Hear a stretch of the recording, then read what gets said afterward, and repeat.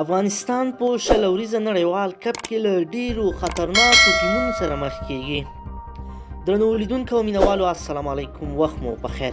یوې بلې نوې او تازه ویډیو ته درته راغلاست وایم.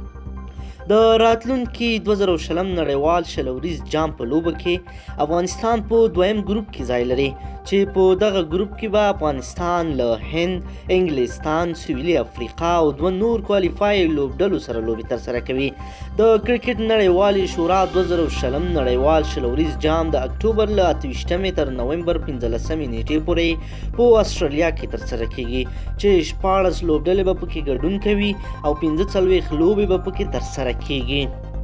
د دغه نړیوال جام کوربه استرالیا دی او همدا راز د افغانستان په ګډون پاکستان، هند، انګلستان، سویلي افریقا، نیوزیلند، ویسټ انډیز، سریلانکا او بنګلادیش ورته نیغ په نیغ لار پیدا کړې ده او شپږ لوبډلې به ورته د نړیوال شل اوریز جام د کوالیفای لوبو څخه راځي. دا لومړی ځل دی چې د افغانستان کرکټ ملي لوبډله نړیوال جام ته نیغ په نیغه کوالیفای کوي. افغانستان د 21 سپټمبر 2013 د درجه بندۍ په حساب اومه لوبډله ده. افغانستان په خپله لومړۍ او دویمه لوبه د کوالیفای لوبډلو سره ترسره کوي. له سویلي افریقا سره به بیا د نومبر په اوله نیټه مخ کیږي، د انګلستان سره د نومبر په 4مه او همداراز له هند سره به د نومبر په 8مه نیټه خپله لوبه ترسره کړي.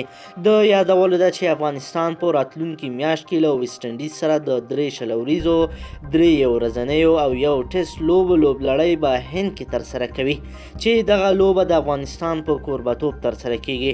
ویسټ انډیز له مخکې 3 واړه بڼو ته خپلې لوبډلې اعلان کړي دي او ښایي افغانستان کرکټ بورډ د ویسټ انډیز پر وړاندې لوبو لپاره سبا اعلان کړي. ملګرو، ستاسو نظر د افغانستان د لوبو په نړیوال کپ کې څه دی؟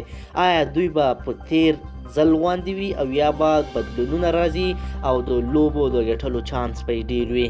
خپل نظرونه مو راسره شریک کړئ.